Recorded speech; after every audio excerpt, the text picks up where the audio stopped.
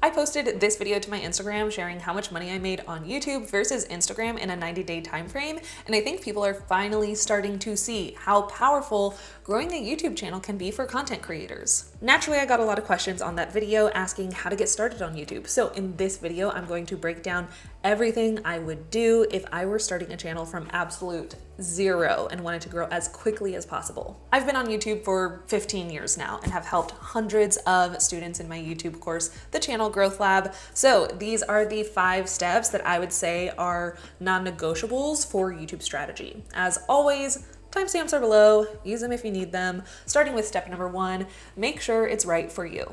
Being a YouTuber is amazing, but it's not for everyone, and that's okay. If you're brand new to the YouTube space and you're just starting out your YouTube journey, start with making videos. You don't have to have a niche set, you don't have to have a plan in place.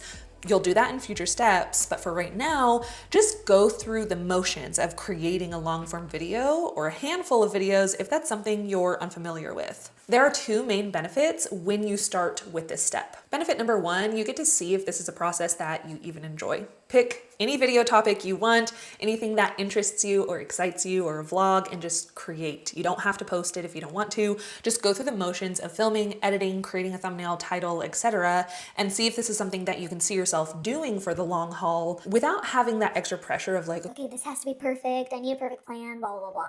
Which leads me to benefit number 2. By simply starting with this, you are forced to kind of step out of perfectionism and take messy action. You get to start with 0 pressure while you're kind of figuring out the ropes. Then, as you are exercising these muscles, you get to gain some clarity on if this is something you can see yourself continuously doing as a creator. Now, if you do choose to move forward and to keep posting and you want to grow your channel, start asking yourself these questions. How long does it take me to get a video up from beginning to end? With that in mind, what sort of consistency can you realistically keep up with the lifestyle that you have? Is it posting once a week, twice a week? What can you keep up with? What type of relationship do you want to have with YouTube? Is it kind of casual for fun? This is just like a hobby and an outlet. Or is the intention to use it as an avenue to go full time as a content creator? And finally, what do you want to be known for as a YouTuber?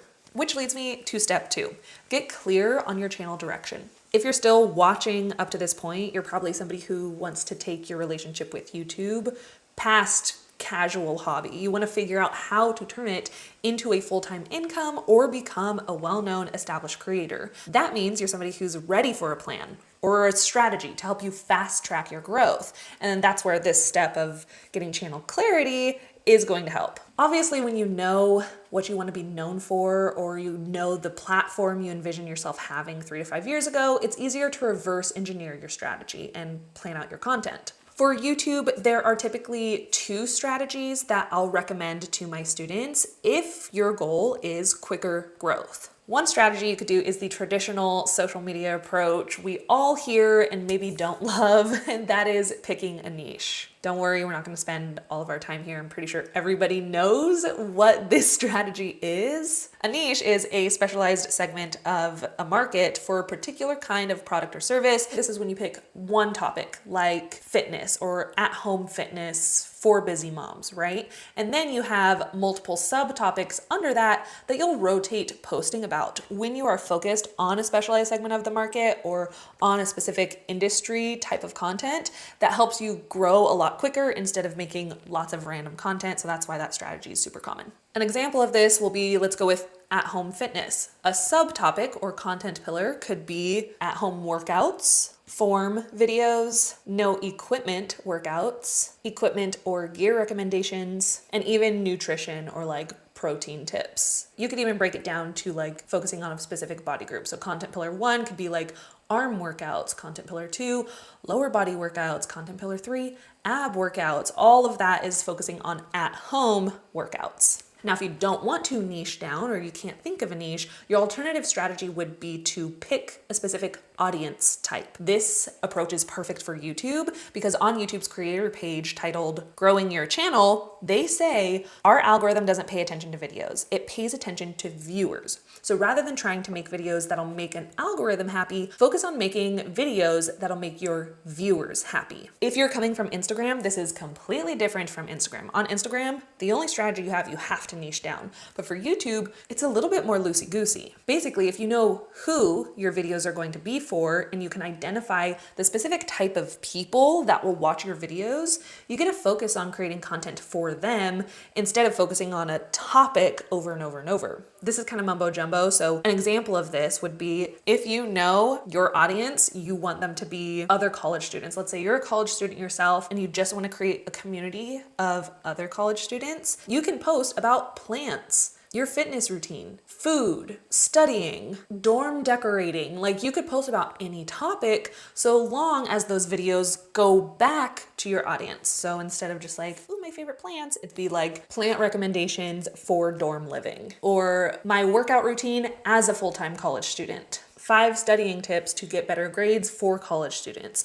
right? All of your ideas kind of funnel back to your particular audience. Between these two strategies, which one do you think you would use? Let me know down in the comments which one feels more authentic to you and the content you want to create. Step number 3, start creating searchable content.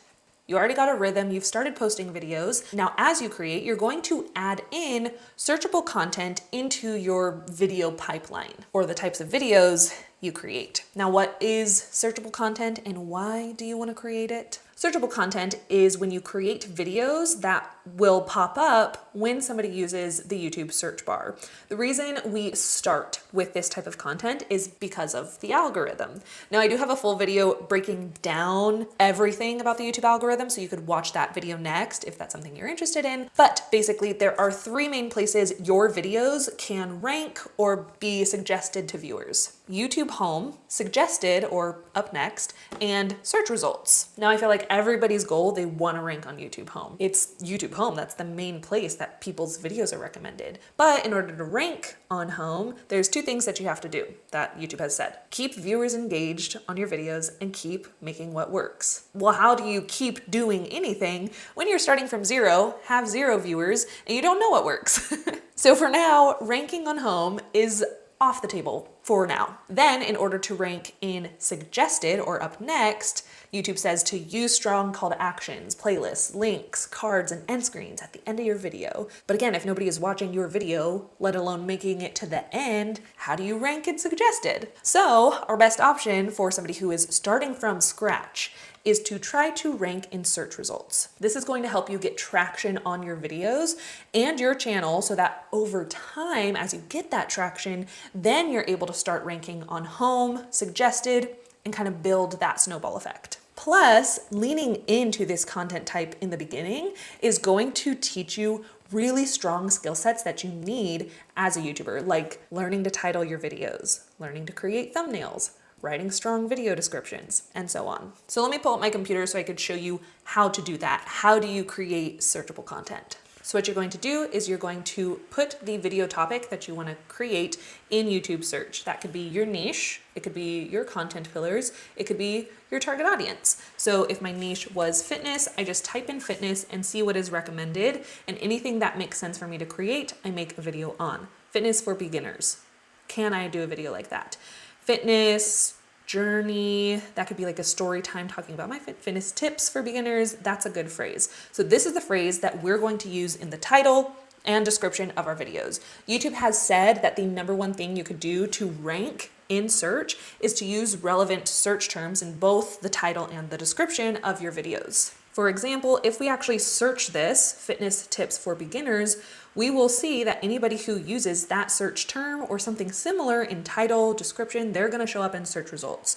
Fitness tips, every beginner needs to know. Beginner fitness tips, so they use all of those words. Beginner's guide, everything you need to know. You could also do this with looking up your audience. So if your audience is college students, like we said before, I'm just going to type in college, see what pops up. college vlog, college life. You could do a college vlog, but I'm not seeing anything that stands out.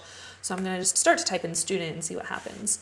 Study vlog, a student day in the life, that could be a video. College student meals, that could be a really good video idea. College student vlog, day in the life, meals, recipe. It looks like meals is a common one. So maybe that would be like my first video idea. College student meals, and I'm gonna run with it. Now at the beginning of this step, I said to add this type of content into what you're already doing. If you're somebody who wants to see quicker growth, you can do a search-based video like this or searchable content for every video that you create on your channel in the beginning. If you don't enjoy doing this search content, instead I would do kind of alternative posting where one video is that's the for fun, you could do whatever you want, there's no pressure to like be strategic, and then your next video, that'll be your search-based content. You want to implement this at least with every video or every other video in the beginning. There are a lot of tools that can help you with this sort of searchable content, coming up with those phrases that could help you rank in YouTube search. My favorite tool is Keywords Everywhere. It's just a extension or a Chrome extension. I turn it on when I want help with figuring out like what phrase should I focus on, because it's going to tell you how many searches per month that phrase gets. So if I come here and I type in Instagram, there we go. Now we could see Keywords Everywhere is telling me Instagram monetization gets 14,000 searches per month. Instagram Reels tips, this gets 390 searches per month. Now, when you're just starting out, what I'd recommend doing is focusing on the number of searches per month that's closest to your subscriber number. So if you have less than 1,000 subscribers, maybe focus on a search term that has less than 1,000 searches per month. This way you're not trying to compete with something that's overpopular and potentially decrease your chances of ranking. So this one has like 200,000 searches per month. The competition there is probably really high. So that's why in the beginning, I would just see which one is closest to my subscriber number, maybe 1,000 or less. And as I grow, I continue to increase that searches per month. Not sure if that made any sense, but Keywords Everywhere, that's a great tool for that. You also have like TubeBuddy, great tool that I use, vidIQ, all amazing resources. I'll leave a link to all of them down below. If you're somebody who is serious about becoming a YouTuber and you want to hit monetization or your first 1,000 subscribers as fast as possible, I definitely recommend checking out my YouTube course, the Channel Growth Lab. I've worked with hundreds of students, helping them grow on social media organically using proven strategies and methods like the ones you're learning in this video. The Channel Growth Lab is a course that I've structured to be your A to Z blueprint, teaching you step by step what you have to do to hit 1,000 subscribers as quickly as possible. Typically with YouTube, we see slower growth compared to Instagram and TikTok, but I've had students that have seen amazing results in the first 3 months of going through the course. Not only does the course have over 30 video lessons teaching you everything that you need to know about growing on YouTube, but there are plenty of additional resources like my YouTube script templates, my YouTube content calendar template, keyword research tracking spreadsheet, all the things and more. So if you're somebody who is ready to grow your channel, become a YouTuber, take this full time, definitely recommend checking it out. I'll leave it linked below. Let's move on to our next step. Moving on to step number 4, begin prioritizing video packaging. What the heck is video packaging? Packaging can refer to many things in video creation, but here we're referring to the ultimate power duo of the title thumbnail combo. These two elements, when working together, make up the package that will either convince somebody to click or not click on your video. Now, why do you want to prioritize this from the beginning? Simply speaking, if you cannot get somebody to click on your video, you're not getting views. So if you're making videos and you're putting all this work into editing and post it and you're not getting any views and you're like, why am I not getting views? It's probably not an algorithm problem. It's likely because the packaging of that video isn't interesting or intriguing enough to grab your audience's attention and get them to click on it. Again, let's jump to the computer so that I can show you an example of like video packaging and how you could come up with a video package for your video. The goal is to study video packaging before you even film a video. This is when you're doing your research, you're coming up with video ideas, right? So we're just continuing our research of coming up with video ideas. College student meals. Great. Now that we know the video we are going to create hasn't been created yet, we're going to figure out what should the title and thumbnail be before we get into filming. So I'm studying what is ranking in YouTube search. I'm studying other people's videos. I'm looking at what does their thumbnail look like? What does their title look like? Not only that, but I'm paying attention to How recent was this video posted? If it was posted in the last year, how well is it performing? Did it outperform that person's number of subscribers? So let's look at that view to subscriber ratio. Looks like views to subscriber ratio. This video is doing pretty darn well. It has a little over half of her subscribers have seen this video. 50% plus engagement is amazing. So this combo, this packaging could be really good. Gonna scroll down. This person has over 1 million subscribers, but only 85,000 views. So I'm not sure if this packaging is something that I wanna study. Let me keep scrolling. We have 10 million subscribers and almost 6 million views. Again, over 50% engagement. That's pretty good packaging. This video got somebody to click, got them to watch it. So maybe this is inspiration that I could take for my video. What is he doing in his thumbnail? What are the words in the thumbnail? It says easiest meals. So college student meals, if that's the phrase we're gonna focus on in our title, how do we complement that phrase? Easy meals, maybe show the meal in the thumbnail, kind of like this one's showing the meal in the thumbnail. And then the title of our video could be 5 easy meals for college students, right? Ooh, parentheses, 30 minutes or less, right? How can they do it quick, easy, fast? So we're just kind of studying what emphasis words or phrases do we see? Easy meals, that's coming up. 5 ingredients, so low ingredients. Buy this, not this. Lazy girl meal prep. I'm just like studying the phrases that are popping up.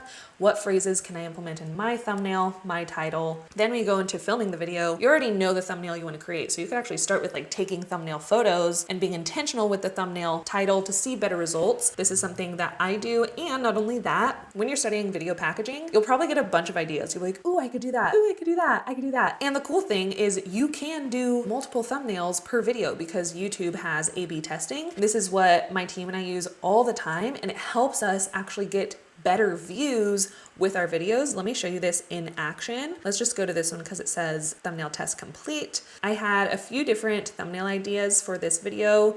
When you scroll down in your YouTube studio under details, this is where you could set up A/B test. We already had one running, so we're just gonna view the test report. Here's the 2 different thumbnails. As you can see, when we ran this A/B test, YouTube identified that this thumbnail was performing better. It was getting better clicks, better views.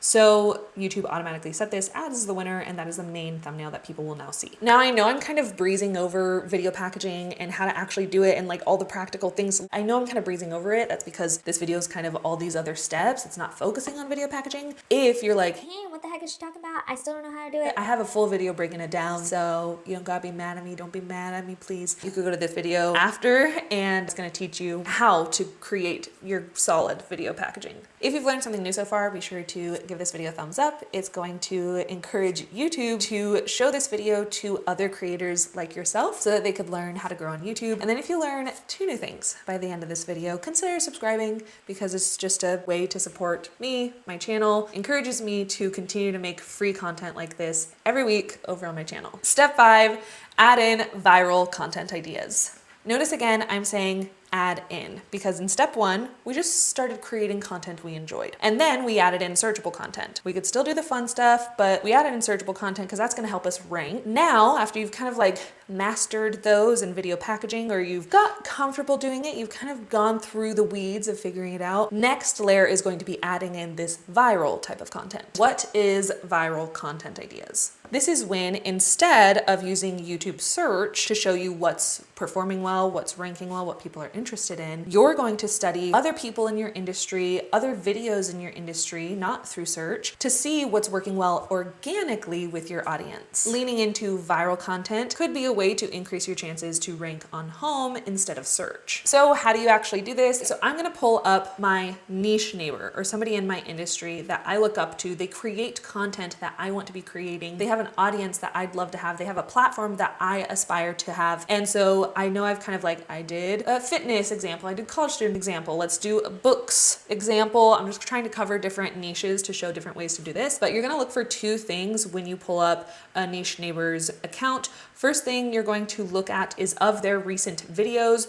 which one is outperforming the rest. based off of this creator's average views, is there a video that is like popping off right now? So of these latest videos, I'm just gonna look in the last 3 to 4 weeks, looking at the average views. It looks like 2 are kind of above average. This one has 44,000 and this one has 47,000. So I would study those top performers and ask myself, is that a video that I could recreate, that I'm interested in? I'm not gonna watch the video to like steal from any of the context in the video, but I'm gonna look at the title thumbnail because that packaging is showing me that that is something her audience is interested in. And if we're niche neighbors or competitors, if you wanna call it that, then her audience is likely my audience. So I wanna create something similar to reach the audience that's interested in that. The other thing that you could look up is filter by popular, and you're gonna look up popular recent videos to see if there's any like viral video ideas you can take. Now, obviously this one is 7 years old, might not be one that I would pull from for inspiration because it's a little outdated. So we're gonna look for something in the last year or two and see what's working. Reading BookTube's favorite books. So that's a really fun idea. It is a little outdated, as you can see by the title. It is 2022, but I'm curious if I were a booktuber and I wanted to do my own, could I do Reading BookTube's 2025 favorite books or 2026 favorite books, whatever. Even like reading Book Talk, that could be a fun one. Favorite books. I think that would be a really catchy title. And then with the thumbnail, it could be other booktubers, other book talkers, or even just the books all around me that I would read in that video. So that is how you utilize your niche neighbors to come up with potentially viral content ideas. Now, the final step that I recommend is to watch this video next, because this video is going to teach you how to master video packaging here on YouTube. Thank you so much for watching, and I'll see you in the next one. Follow your joy. Bye.